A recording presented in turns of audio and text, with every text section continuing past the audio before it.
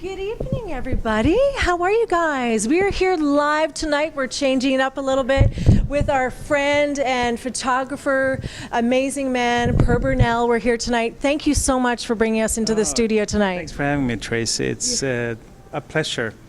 This is exciting. We came here 2 years ago, saw the studio when it first opened up, so now we're celebrating almost 2 years anniversary on November. Yeah, November, that's right. A lot has happened since, and we're doing a lot of shoots, and there's a lot of action going on here. Yeah. I love it. So professional photographer, I mean world famous photographer. Some of his work is so phenomenal. I know you guys have all been so excited to see this interview today.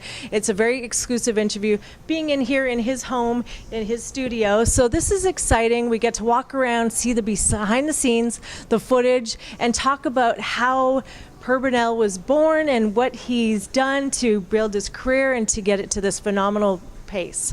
So I'm excited. Let's talk a little bit about where it all started for you. How long have you been a photographer for? I got a very early start at 18. So yes, straight out. So it's more than 30 years, and got published right away. Yeah. But it started as a kid. I was very into action heroes, like Avenger style. This was in the 70s. So I remember always drawing, muscle guys, and I think it came from the beginning, and then one thing led to another. I started lifting weights, and at the same time I started shooting, and the two passions kind of got together, and that's how my career kind of got started.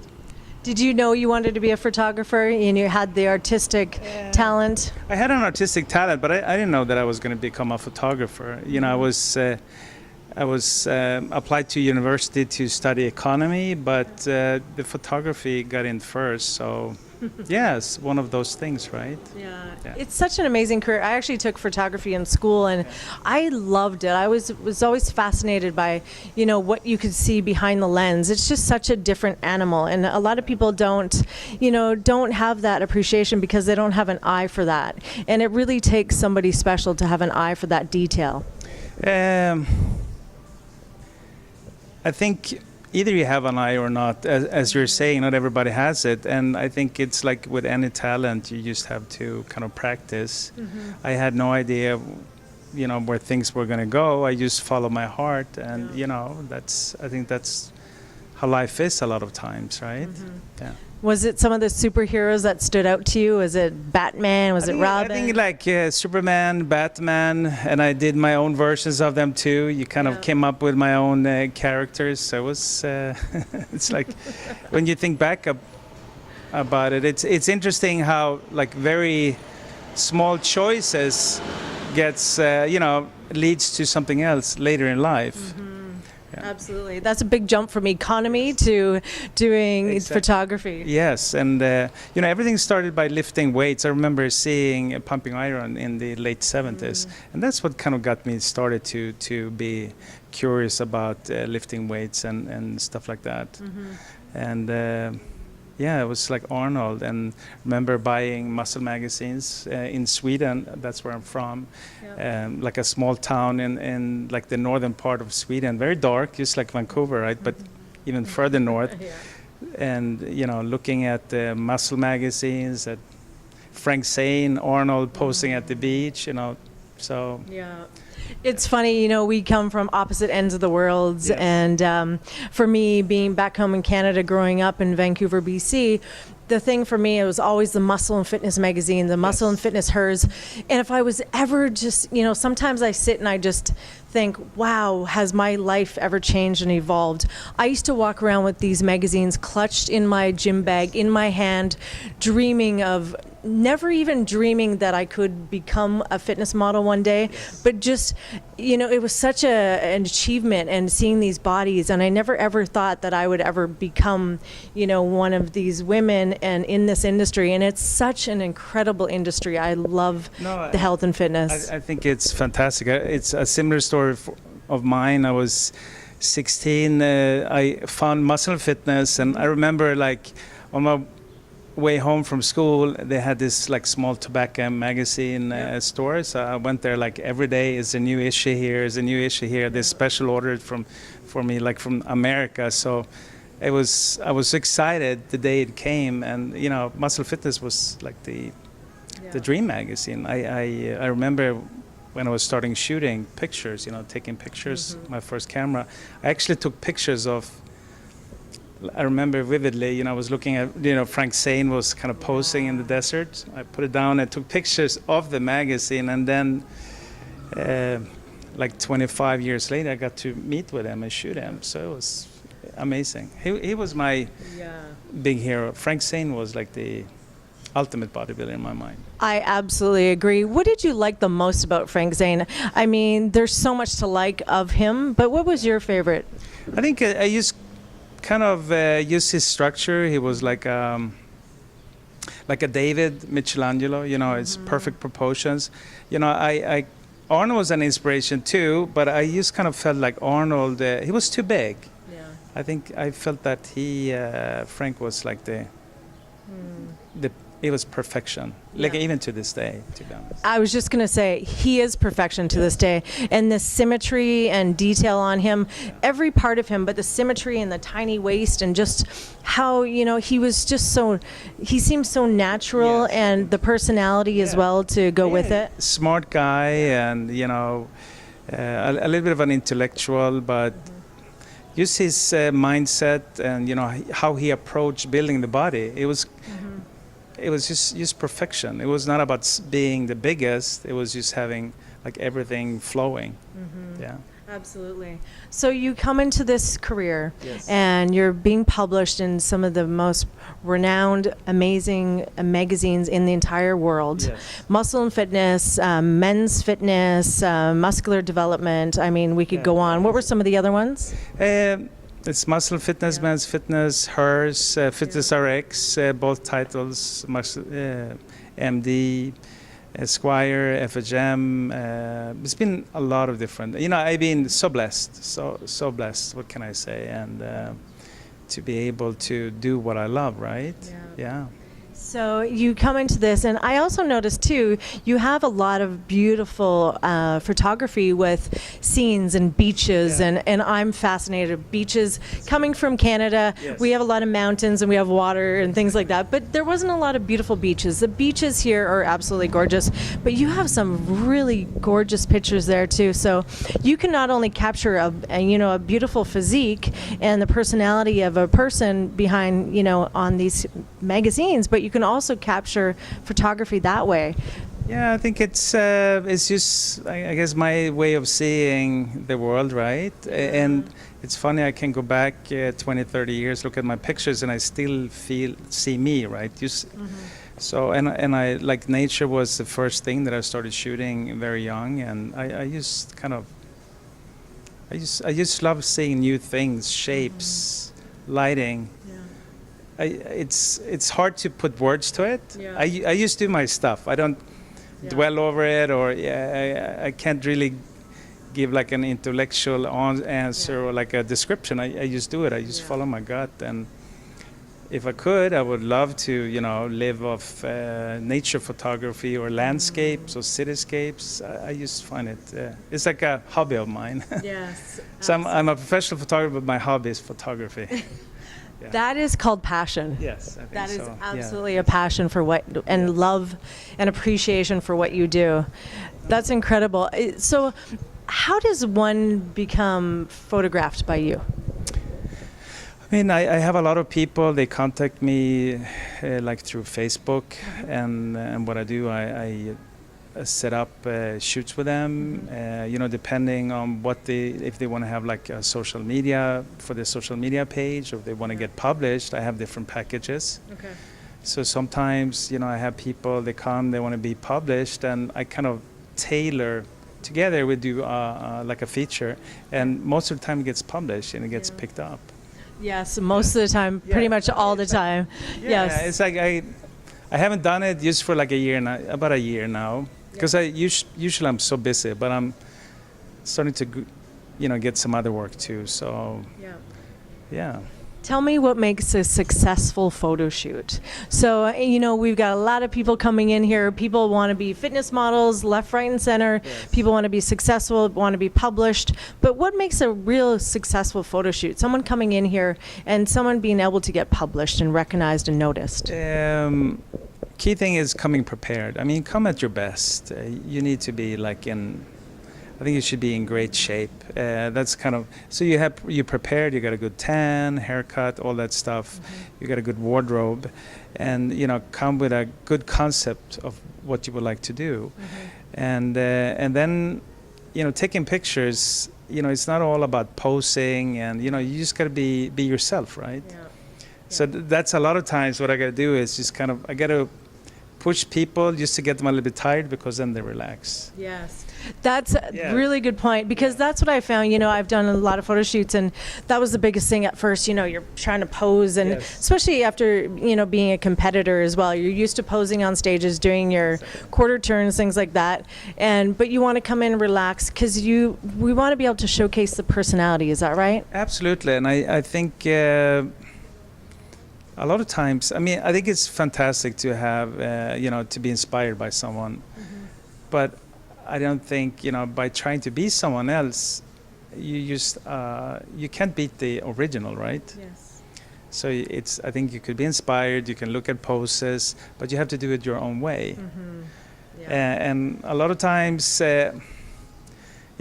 people are stiff. They think they got to do the quarter turns, and like both women and men, especially women, and you just got to relax, and it's like rhythm. You hear music, you dance in a certain way, and it's the same thing with posing. You just got to kind of relax and you listen to me, of course. Yes. Well, and then you're the orchestrator of this. And I kind of just do small changes, like twists and turns, and use small minute thing, like small things, and it makes a world of a difference. Amazing. How do they prepare their wardrobes? What does a prepared wardrobe look like? What I usually do is, like, when when they contact me, we start discussing concepts. I go online. I see some ideas. I'm trying to come up with ideas, and I could send them samples, and I said, let's try to go for this, and they follow through.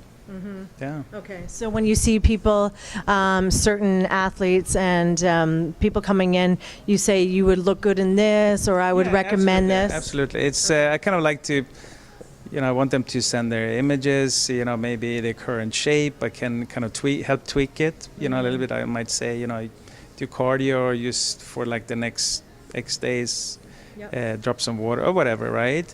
And then I'm kind of try to look at their bodies, what kind of clothing styles, what's going to look good on them. And it's all my opinion, of course, and it's up to people, but what they bring. But yeah. Well, you're the professional, and I would trust your opinion absolutely, without a doubt. I'm really excited because I've always wanted to come have a photo shoot with you, and so it's been on my bucket list, and a lifetime bucket list too. So I am really looking forward to getting that set up. Make it happen. Yes, Absolutely. I'm excited for that. So I'm not going to grill you on what I should wear and what I shouldn't wear, because this is about me today. But I want to talk about some of the other, celebrities and people that you've had in here in the studio. I know you've had people like The Rock, oh my gosh, John Cena, our good friend Oksana Grishina. She's made it, she's amazing. She is, absolutely. I love her. She's such a great person. Absolutely. So we're going to actually walk around, because we want to get a behind-the-scenes look. And so we're going to walk through the studio and just kind of bring you guys with us. So we're excited about this, because we're going to capture some of the magazine covers and some of the stuff you've done. Very cool. Yay. Like that. Okay, guys, come on. All right, Dan's going to follow us over here. And it's definitely nice and warm in California right now. Yes, I'm trying to melt it. I will drop water weight by the end of today. It could be worse, though. Yes, right? We can't complain. Yes. Just grab it and then hold it. Just take it off of there and hold it. Yes. Perfect. Okay, guys, so let's take a look. Let's start in here because I don't want to miss anything. This is exciting. Watch your step there. Okay, so as we go through, I'd love for you to just explain to people what these are, who these people are. Oh, cool. Yeah, so I think you recognize him, right? The Rock. The Rock. It was a great shoot. We did a shoot in for the upcoming Royal Rumble. It's a couple of years ago, and they rented a warehouse in this was in Florida, Fort Lauderdale, if I remember right. And they put up a ring. They had like it was a huge production. Amazing. And we were supposed to get in half an hour with him. We ended up shooting it for like an hour and a half. So we had like 50 people just waiting around. But, you know, he was cool with it. And He's a really cool guy. I've met him quite a few times back. We actually did a movie with him standing tall in Vancouver, BC. Right. Yeah, I mean, years back. We're talking years back. But phenomenal guy, great personality. He's funny, he's witty, he's sarcastic, he's a lot of fun. So what's your experience with The Rock? Yeah, I think he was amazing because, you know, he took everybody in hand. Like he said hi to the whole set. And, you know, he's a perfectionist, you know. Yeah. We used, you know, he made sure we got the shot and we kind of shot extra shots and just kept going. And he's like, he's a machine. He is. It still is. I think he has his way of doing things and he's not straying away from it. Yeah. It's pretty amazing, yeah. I love his business mind, how he's transferred these different, you know, professions into, you know, and perfecting both of them from WWE, moving into the entertainment world, you know, fitness, and he's just, he's doing, you know, the Walt Disney style movies. He can do it all. He's very versatile, right? Yes, absolutely. So, and I think he's finding his rhythm, and I think we shouldn't forget about his manager, ex-wife. Yeah.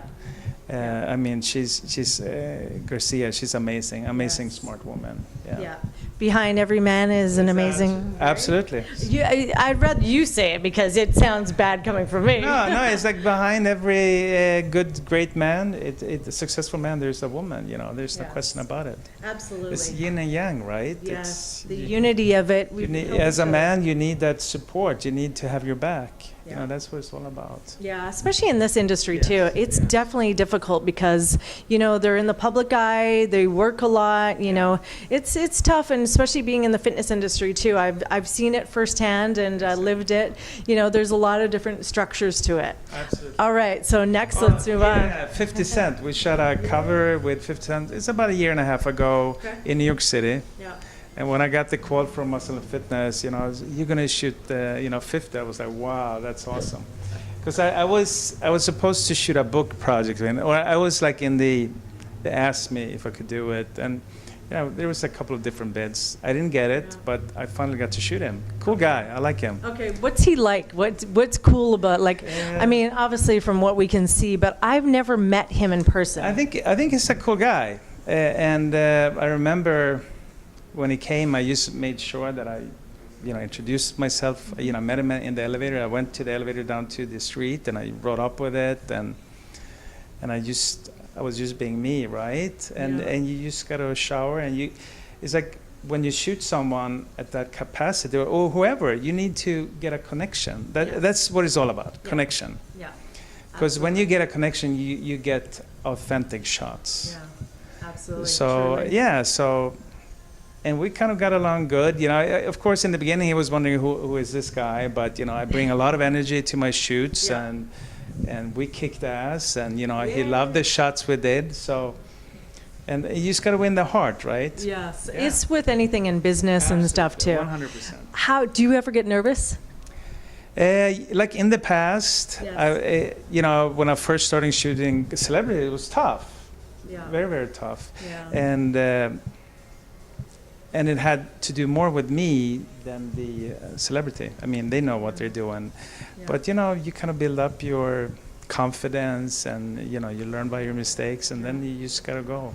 It is that connection. Yes, absolutely. And so we've got these guys here. Do you do movie type? Like I actually shot in Vancouver a couple of times, some movie posters, like WWE hired me. They have a film production, you know, and so I shot a couple of maybe 6, 7 posters, movie posters. It was exciting. Yeah, I saw that and I recognized that too because I know those films because I was working back in the industry at the time. Yeah, so I saw those on your website and I was like, I think those are from Vancouver. You have a strong union in. Yes. Like I remember it's been so long, so it doesn't matter that I say, but I remember some of the, you know, the movie people, they were a little bit frustrated. Yeah. And the same thing is like with me, I think I have a great work ethic, and I can work 15-hour days, 16. I mean, it happens, maybe longer, but when you work with the union, you just gotta, they kind of decide the pace. Yes, they do. Yes. And I think when you have a passion for something and you love it, I mean, it doesn't feel like work. And, you know, those 15-hour days go like that because you're in it, you're invested, you're in it to win it, and you love what you do, and you love the people around you. Surround yourself with the people that, you know, elevate you and you elevate them. These are phenomenal. Thank you. I'm so excited being in here. The energy in here is just so fun. Oh, I appreciate it. Thank you. Okay, don't forget to stop here. Yes. Okay. It's my Joe Weider. He was my mentor. Wonderful guy. And he kind of became almost like a father figure for me. Like as at a young age, I was like 15, 16. I started looking at magazines, and he was a guy, right? And I got to meet him like in 1990 the first time. Yeah. So and I don't think anyone has had so much influence on me like Joe. He was a fantastic guy. I wish he was around, but. I know. It was a huge loss. You know, we lost an amazing man, Joe Weider. You know, I remember, and again, all these guys when I was in Canada, and they've influenced me so much in another country, and I wasn't surrounded with them, so I can only imagine. Being in Sweden, that's kind of how many thousand miles away from the West Coast? Yeah. So, no, he was great. He was fantastic person. You saw his movie Big. Have you heard of that? Yeah, I have. I haven't seen it yet though. It's amazing. Yeah, it was a good. Yeah, it was really, really good. I love this shot too. Yes, thank you. I appreciate it. Amazing shot. Okay, so one of my favorites as well. Yeah, Dolph Lundgren. Yeah, this was a project that I was working with a girl that has you know, was like selling art. Okay. So we did this. How long ago was this? This is about a year and a half ago. Yeah.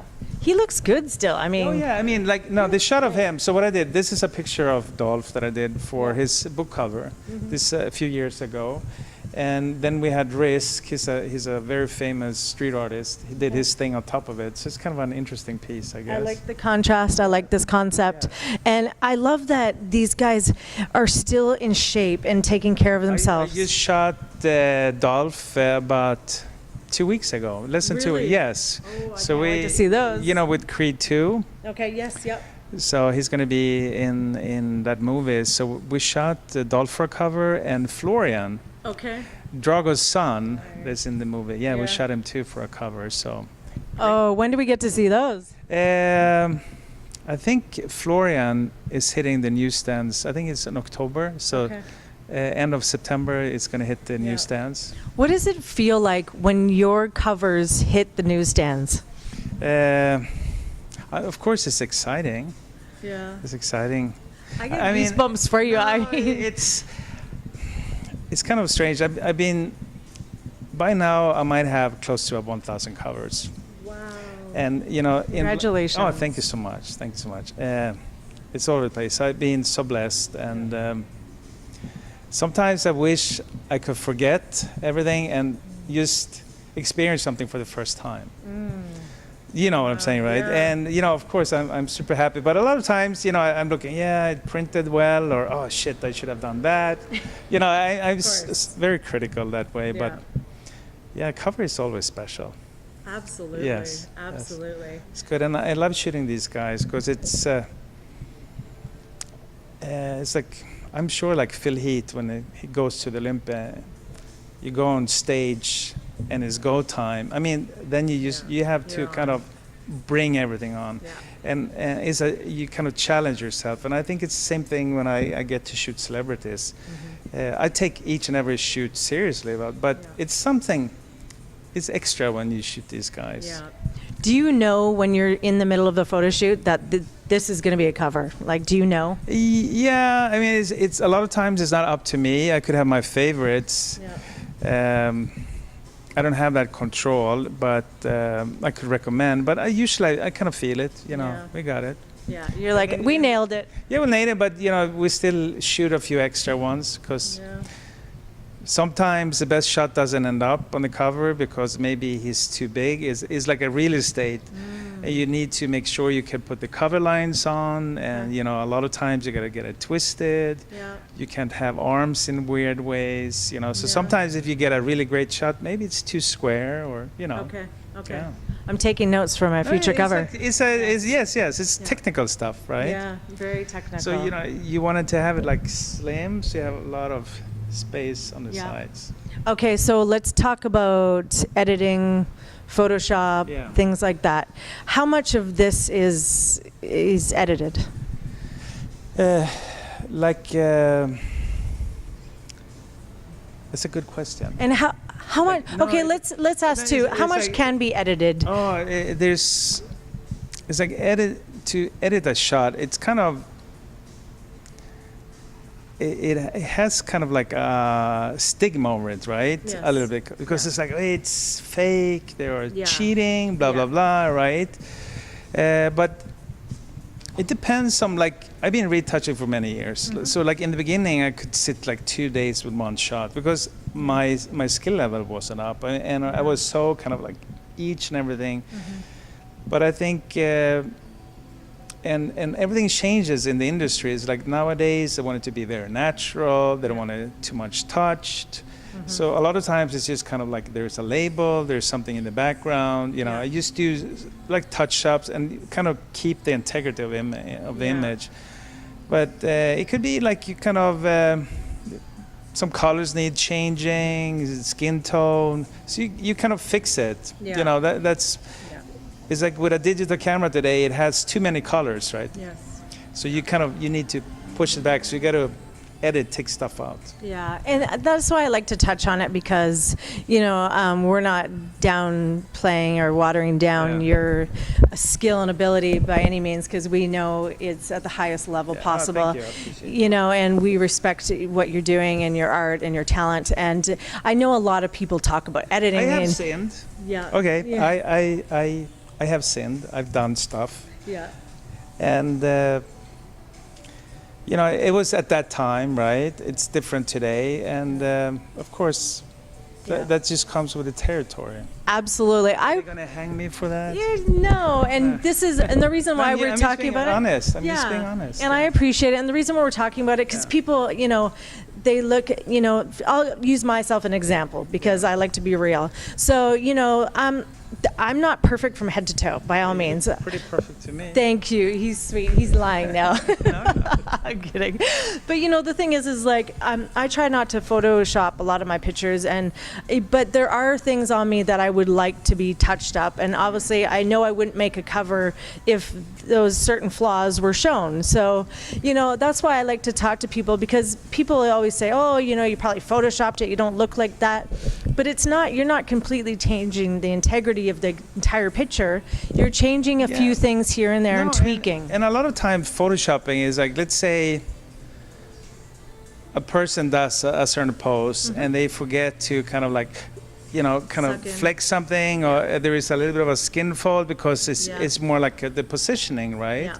When I shot film and photographers as a whole shot film, there was so much we put so much more attention to light. I mean, if you shot slide, you couldn't be more off than a third of a stop, and you really had to work on positioning, get it perfect in camera. Yeah. And nowadays, there's, you need to do 20 shots, 40 shots in a day, and you kind of just go, and sometimes, it's just natural, and it's being a human being, it's like someone, maybe leaning a little bit, and she or he didn't think about fixing, hold it in. I missed it. A lot of times it's me. I missed it. I didn't see it. And because maybe it's lit and it was in a shadow, but in the lighting, with light hit, it shows. And is it wrong to go in and fix that? I don't think so, because it would have been that way. Like if I had time to spend more, to perfect it. I appreciate you going into detail with that. And we all know, because it takes me probably 45 times to get the best selfie. And your skin we have a skin, we're humans, and this is a human body. So things bend and fold different ways, and sometimes not the right way, and that's okay. But who says it's right or wrong? Exactly. Good point. See? So, there's people out there. I just like to dive into that stuff because I want everyone to know what it's really like. And this is real. These people are real.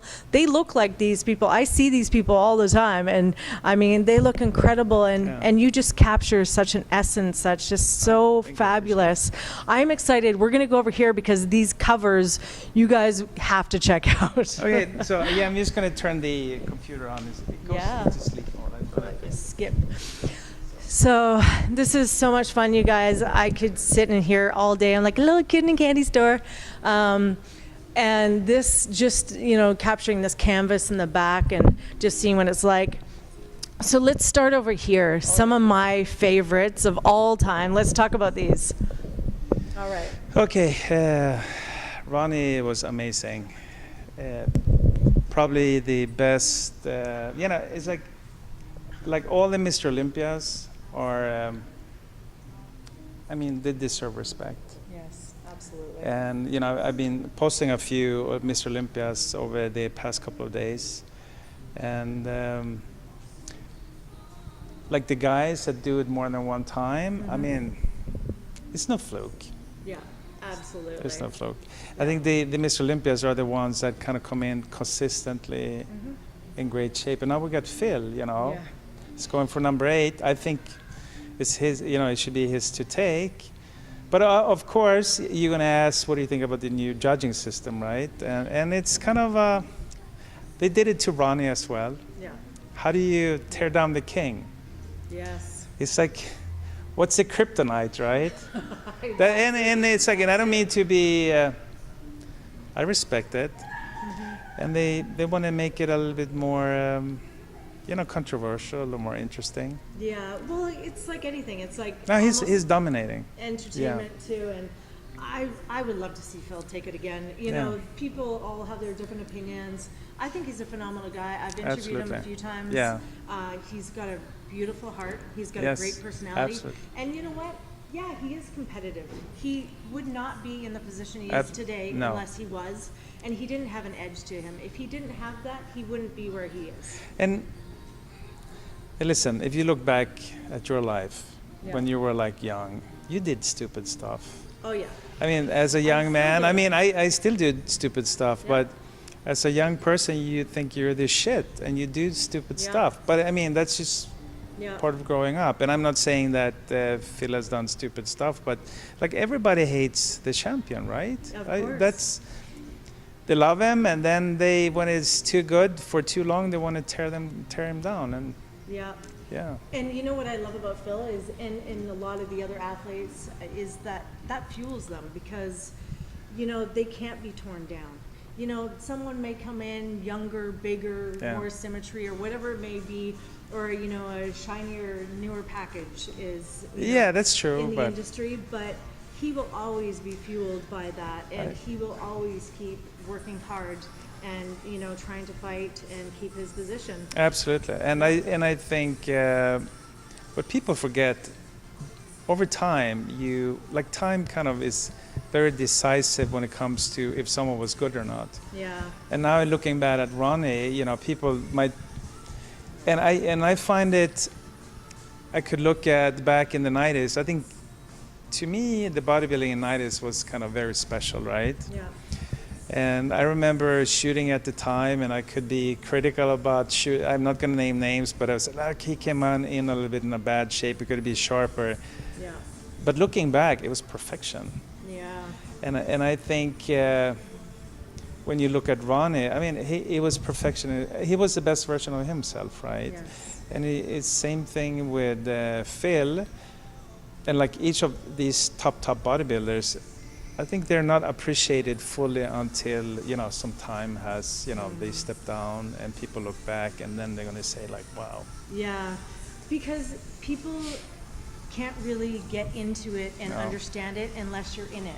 Yes. Because you can't be immersed into something that you have no understanding of. And I know that saying that because until I was, you know, in the industry as a figure competitor, I didn't understand what that was like. I had no idea, you know, and I have such an appreciation and respect for these athletes, for what they do, especially the bodybuilders, the fitness. Oksana Grishina is my absolute mentor. She's a very dear friend of mine.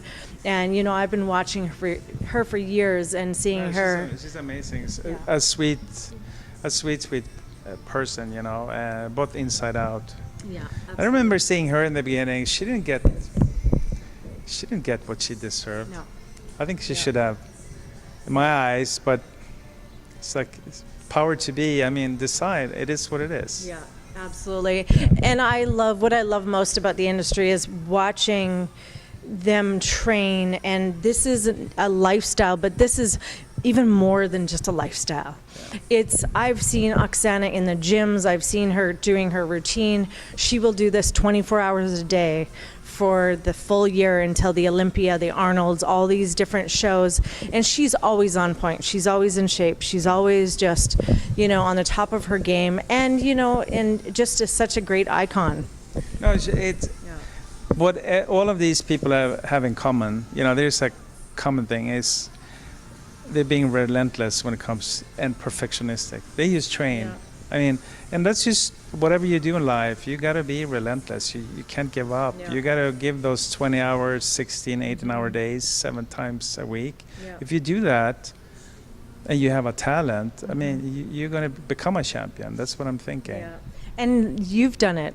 Look what you've created. You are a champion in this. In a way, yes, but it's I think I've done good.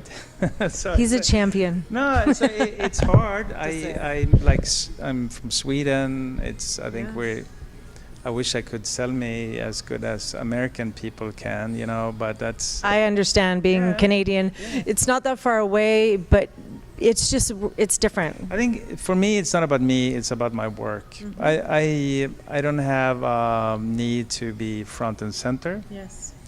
And it's just I'm just doing what I love, and I happen to be pretty good at it.